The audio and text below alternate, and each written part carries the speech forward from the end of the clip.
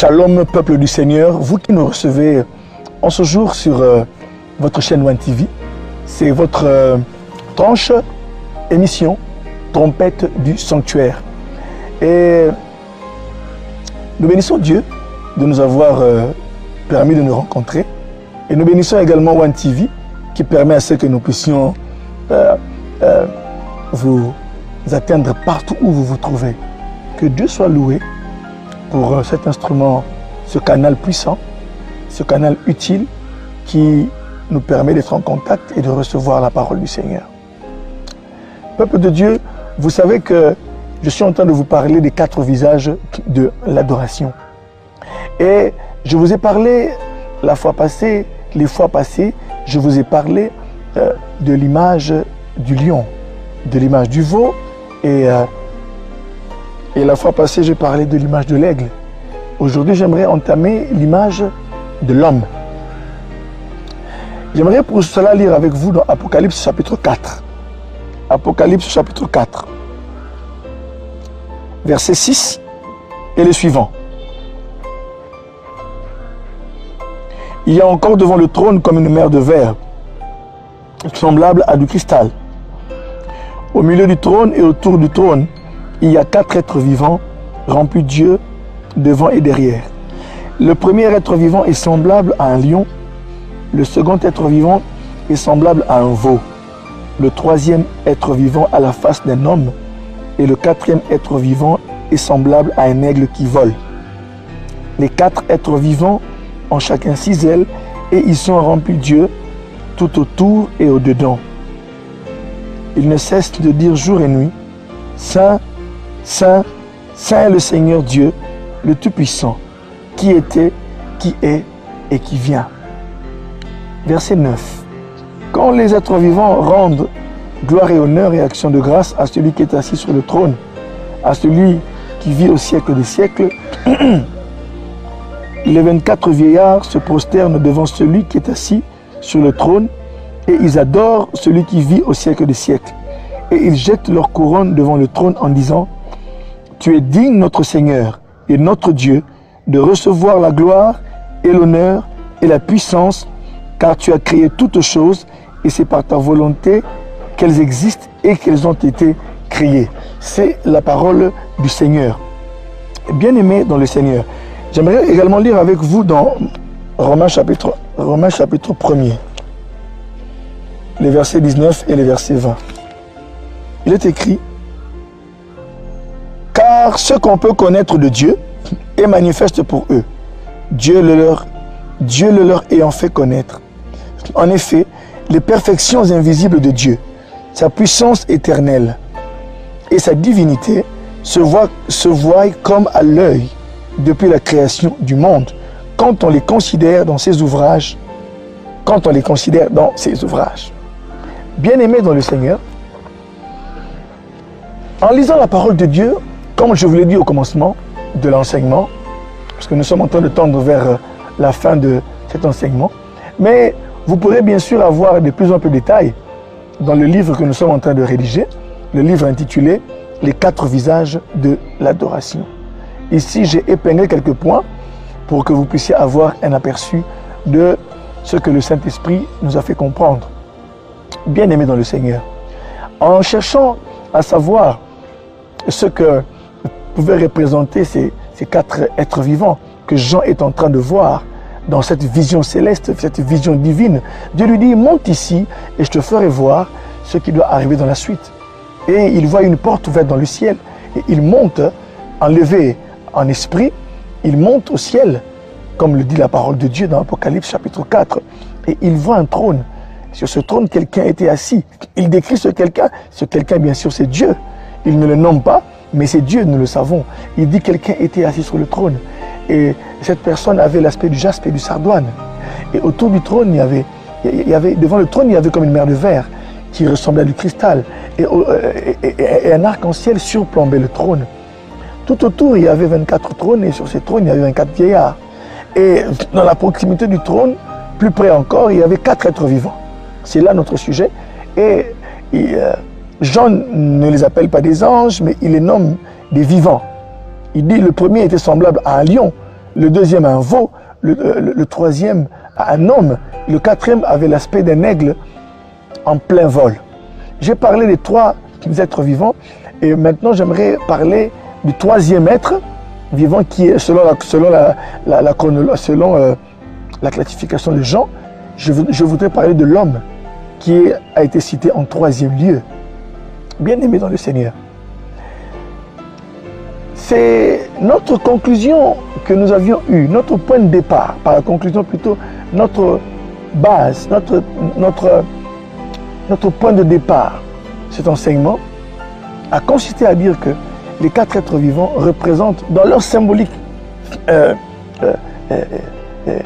élargie, ils symbolisent quatre visages de l'adoration. Le verset 8 dit qu'ils ne cessent de dire jour et nuit. Contrairement aux anges et aux vieillards, eux sont dans une adoration continuelle parce que Jean dit, ils ne cessent de dire jour et nuit. Jour et nuit, eux, ils sont dans l'adoration. Saint, Saint, Saint est le Seigneur Dieu, le Tout-Puissant, celui qui était, celui qui est et celui qui vient. Nous avions dit que l'adoration, c'est l'expression que l'homme a devant la manifestation de la présence de Dieu. Je vous avais également dit que dans le sens strict, le mot grec qui est traduit par adorer, c'est le mot proskuneo, qui veut dire se prosterner. Adorer reviendrait strictement à se prosterner, qui est une réaction normale lorsqu'on se trouve devant la présence du roi. Vous comprendrez lorsque le feu descendra au mont Carmel, que tout Israël dise c'est l'Éternel qui est Dieu. Ils se sont agenouillés pour dire c'est l'Éternel qui est Dieu. C'était une adoration. Car il y avait une dualité à l'époque qui s'était installée entre Baal et Yahweh. Mais là n'est pas le sujet. Mais nous sommes en train de parler bien sûr de ces quatre visages d'adoration. Et voir que nous enseignent ces images-là. Mes frères et mes sœurs, nous parlons de ces images par rapport à l'adoration. Ici, bien-aimés dans le Seigneur, je suis en train bien sûr de vous expliquer que selon ce que Romains 1, 19 à 20 dit, que la création tout entière, c'est-à-dire le monde végétal, le monde animal, le monde marin, le monde astral, comporte des perfections de Dieu. Toute la création de Dieu dit la parole de Dieu. Dans la création, nous pouvons voir les perfections invisibles de Dieu, sa puissance éternelle, ainsi que sa divinité. Et en regardant ces images, nous nous rendons compte également de la puissance de Dieu, de ses perfections invisibles et de sa divinité. Et en analysant bien sûr les images, puisque que ce soit l'homme, que ce soit l'aigle ou le bœuf, nous sommes tous des créatures de Dieu. Mais ici, mes frères, arrivé à l'homme, que nous enseigne l'image de l'homme par rapport à l'adoration? Que pouvons-nous retenir? L'homme bien-aimé est l'image de l'intelligence. L'homme est l'image de la sagesse. L'homme lui-même, c'est l'image de Dieu. Genèse 1,26 déclare, Dieu dit, faisons l'homme à notre image, selon notre ressemblance, afin qu'il domine sur les poissons de la mer, les animaux des champs, les oiseaux du ciel. Dieu, en créant l'homme, a donné à l'homme ce que nous appelons, dans la science que j'ai faite, il a donné le mandat cultuel et le mandat culturel. Le mandat cultuel, c'est justement c'est ce qui concerne sa relation avec Dieu, c'est ce qui concerne le culte, sa communion, le spirituel. Mais le mandat culturel, ça concerne bien sûr cet aspect où Dieu dit à l'homme de garder le jardin, de le cultiver. Donc il y a ici sur la terre, l'homme a ce mandat-là, de garder le jardin. C'est pourquoi l'homme doit prendre soin de la création, parce que ça fait partie du mandat que Dieu a confié à Adam. Bien-aimé dans le Seigneur. Mais quand je parle de sagesse et d'intelligence, Genèse 1,26 dit que Dieu a fait l'homme à son image et à sa ressemblance. Vous êtes faits je suis fait selon l'image de Dieu. Nous portons en nous l'image, la ressemblance de Dieu. Sachez mes frères et mes sœurs que maintenant par rapport à l'adoration, nous sommes en train d'analyser bien sûr l'adoration compte tenu de ces 4 visages-là. Maintenant, l'homme, parmi ces 4 êtres vivants, l'aigle c'est le côté prophétique, l'aigle la vision, le renouvellement, le lion c'est la royauté, le veau c'est le serviteur, c'est tout ce qu'on a étudié les fois passées. Mais l'homme c'est l'image de Dieu. Alléluia. J'aimerais vous dire une chose d'emblée. C'est à l'homme que Dieu a donné le pouvoir de garder la création. Le psaume 8 dit que tu as fait de peu l'homme, tu as fait l'homme de peu, inférieur aux anges. Tu le couronnas de gloire et de puissance. Qui donc est l'homme pour te souvenir de lui? Qui est le fils de l'homme pour que tu penses à lui? C'est pour vous dire, mes frères et mes sœurs, que ensemble, nous voulons essayer de voir, bien sûr, ce que la parole de Dieu est en train de nous faire voir par rapport à l'homme. L'homme, bien-aimé, c'est l'image de Dieu. Quand Dieu fait les choses, quand il fait le lion, il ne lui confie pas son image. J'aimerais dire une chose ici. L'aigle, le bœuf, le lion ont des perfections. Mais l'homme a l'image. L'homme porte l'image de Dieu. C'est la créature par excellence. Et c'est pourquoi Dieu lui confiera beaucoup de choses. Il lui confiera une grande responsabilité. L'homme, c'est le prince de la création. C'est lui qui devait gérer et dominer cette création-là. C'est pourquoi, par rapport à l'adoration, je vous ai dit que l'homme représente l'image de l'intelligence, de la sagesse. C'est grâce, bien sûr, et écoutez mes frères et mes sœurs, ici, je suis en train d'essayer d'expliquer par rapport à l'adoration maintenant, que pouvons-nous retenir? L'adoration a besoin d'être intelligible. Elle a besoin, dans son aspect chanté, écrit, déclamé, dans son aspect parlé. L'adoration doit être intelligible. Quand vous lisez 1 Corinthiens chapitre 14, vous vous rendrez compte que l'apôtre Paul dit « Je prierai dans les langues, je prierai en esprit, mais je prierai aussi en intelligence. » C'est-à-dire que l'intelligence a une place. Écoutez ce que l'apôtre Paul dit. Il dit que, certes, lorsque quelqu'un parle en langue, il dit des merveilles de Dieu. Mais, il préfère que l'homme aussi parle en intelligence pour qu'il parle en intelligence, dans une langue intelligible, pour que les autres soient édifiés. Lorsque nous parlons en langue, nous parlons à Dieu, nous nous adressons à Dieu. Quand il n'y a pas d'interprétation, seul Dieu comprend cela. Vous vous édifiez vous-même. Mais la prière en intelligence vous édifie et vous et les autres. C'est pourquoi nous avons besoin aujourd'hui de comprendre que l'adoration a besoin non seulement... l'adoration nous confère cette puissance du lion, la royauté, elle est connectée à la royauté. L'adoration est connectée au côté prophétique. Mais l'adoration est aussi connectée à ce côté de sagesse et d'intelligence. L'adoration n'est pas là pour nous rendre, bêtes ou analphabètes, non. Mais l'adoration nous rend de plus en plus intelligents. Intelligents dans quoi? Pas l'intelligence que d'abord nous avons, que nous avons de 1 plus 1 ou que nous avons dans les produits remarquables en mathématiques. Non. En algèbre, pourquoi? Non. Mais c'est d'abord cette intelligence des choses de Dieu. L'homme et l'image, ici j'aimerais ajouter de la connaissance. Retenez sagesse, intelligence, connaissance. L'adoration nous amène dans la connaissance de Dieu. Nous commençons à devenir intelligents dans les choses de Dieu. L'adoration, plus nous sommes dans la présence de Dieu, plus nous exerçons ce culte-là. Ce culte important, que beaucoup de gens négligent, que le diable a fait, il a fait en sorte que les hommes et les femmes oublient que Dieu a besoin de l'adoration et que nous sommes sauvés pour adorer, pour glorifier Dieu.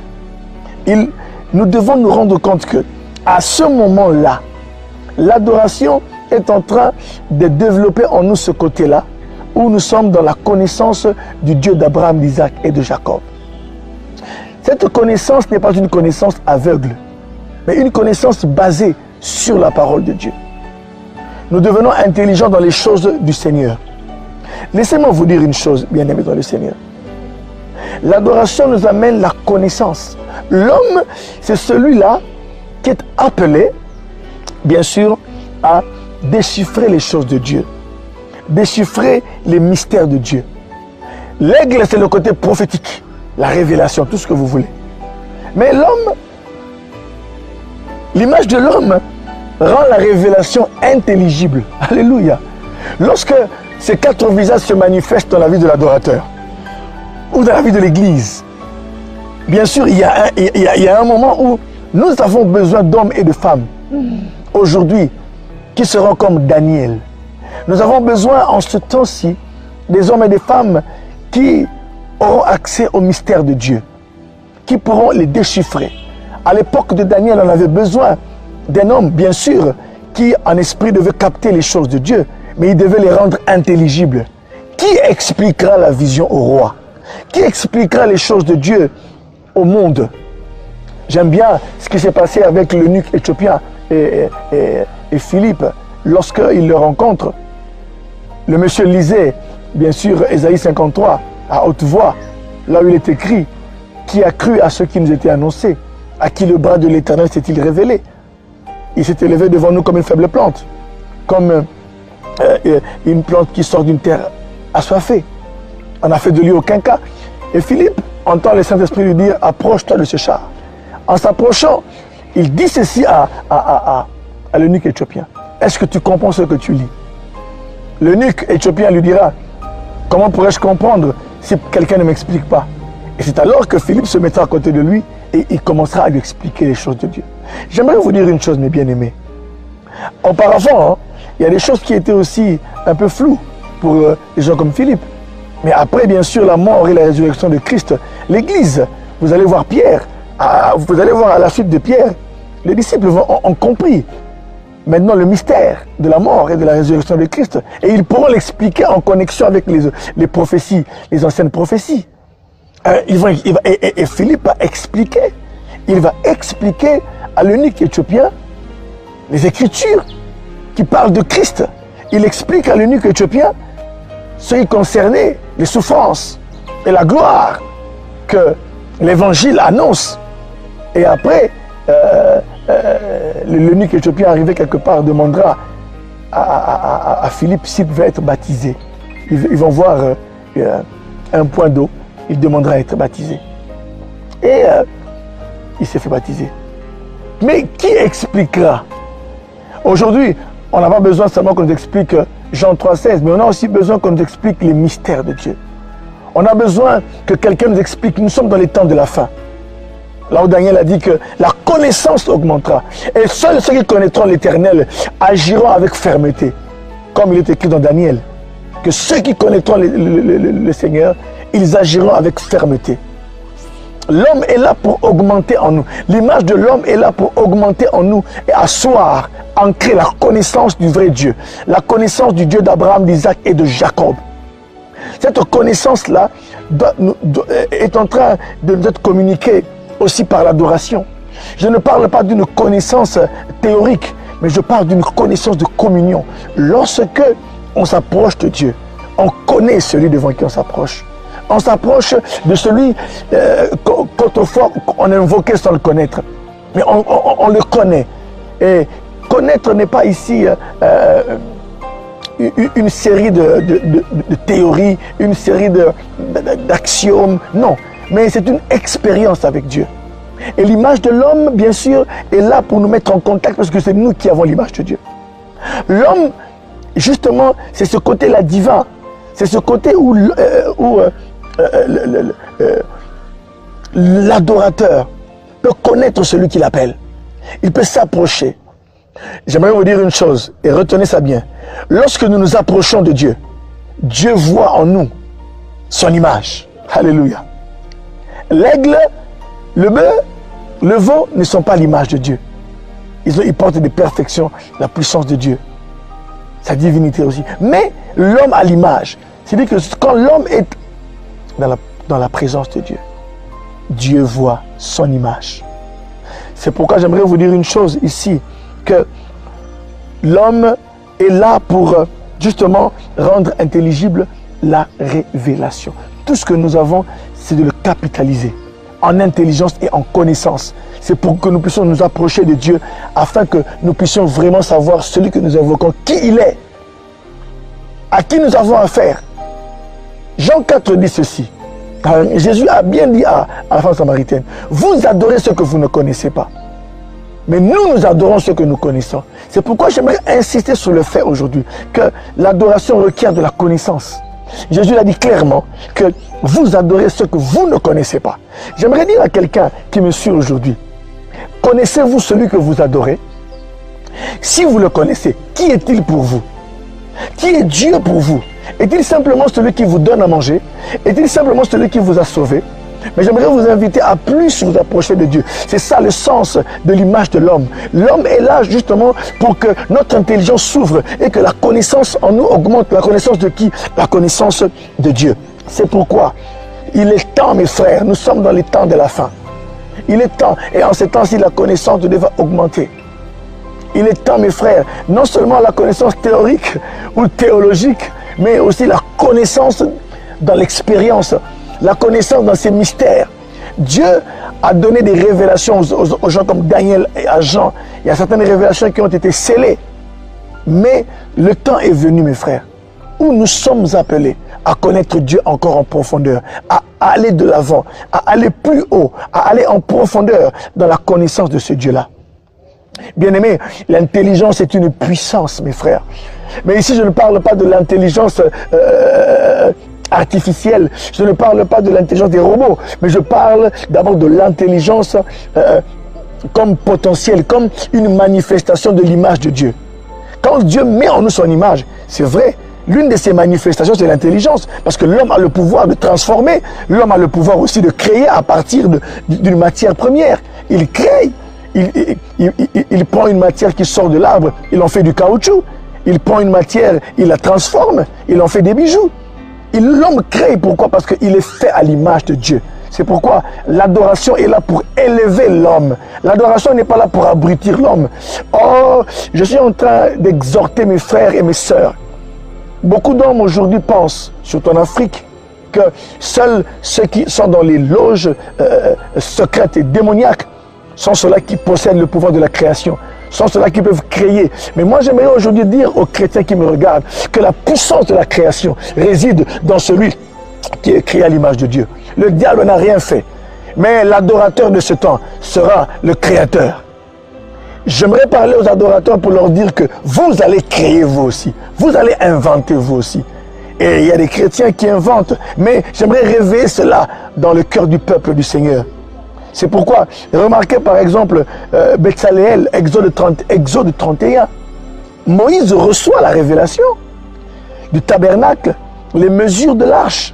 Il reçoit tout ce qui concerne les habits du sacrificateur, la composition de l'huile du parfum, la composition de l'huile d'onction, la composition de l'encens, selon l'art du parfumeur. Il reçoit toutes ces choses-là. Mais quand avant de descendre, Dieu lui dit, voici, j'ai appelé Betsaléel et Oholiab. J'ai mis en eux l'intelligence de faire toutes sortes d'ouvrages. C'est pourquoi j'aimerais dire aux adorateurs que l'homme intelligent de ce temps sera retrouvé parmi les adorateurs du Seigneur. Les savants de ce temps seront retrouvés parmi des vrais adorateurs. C'est cela, mes frères, l'impact. Non seulement nous quittons les mystères, mais aussi notre adoration doit également se refléter dans la création des choses utiles pour la vie, des choses utiles afin que la vie des hommes soit plus agréable, afin que nous puissions aider les malades, afin que nous puissions découvrir des vaccins. Les adorateurs du Seigneur seront recherchés parce qu'ils auront l'intelligence des choses du Seigneur et des mystères. Ils sauront quelle plante mettre avec ceci ou cela pour justement donner gloire à Dieu. Écoutez mes frères et mes sœurs, je disais que l'intelligence était une puissance. La connaissance est une puissance. Remarquez que c'est grâce à son intelligence que l'homme a pu dominer et garder la création. C'est grâce à l'intelligence que Betsaléel, n'étant pas sur la montagne avec Moïse, n'étant pas là-bas, n'ayant pas assisté à la conversation entre Moïse et Dieu, mais il a su traduire exactement. Il a su rendre la révélation, il a matérialisé la révélation. Nous avons besoin de telles personnes encore, de Betsalel et de Oholiab, qui pourront prendre la vision et la mettre en pratique, la rendre matérielle. C'est pourquoi l'homme est là parmi les 4 êtres vivants. C'est parce qu'il y a des choses, que l'aigle va recevoir. Il y a des choses dans la conquête, mais l'homme devra être là pour organiser les choses. L'intelligence est là justement pour nous aider à organiser, à planifier. La connaissance est là justement pour nommer et désigner. C'est l'homme qui a appelé le lion lion. Dieu a amené tous les animaux vers l'homme. C'est lui qui a nommé l'aigle l'aigle. C'est pourquoi, de tous les 3, c'est lui le prince de la création. C'est lui qui a dit à l'aigle, tu t'appelleras aigle. C'est pourquoi mes frères et mes sœurs, sachez qu'en vous, il y a un homme. Mais cet homme a été avili par le péché. Il a été rabaissé et Jésus-Christ est venu pour le transformer et le relever.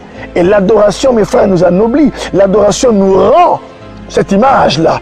L'adoration, justement, est là aussi pour nous faire comprendre que nous nous retrouvons devant Dieu parce que notre image a été déformée. L'image de l'homme a été déformée. Et plus nous nous retrouvons dans la présence de Dieu, plus nous reflétons cette image-là, l'image de Dieu. L'image initiale. Alléluia.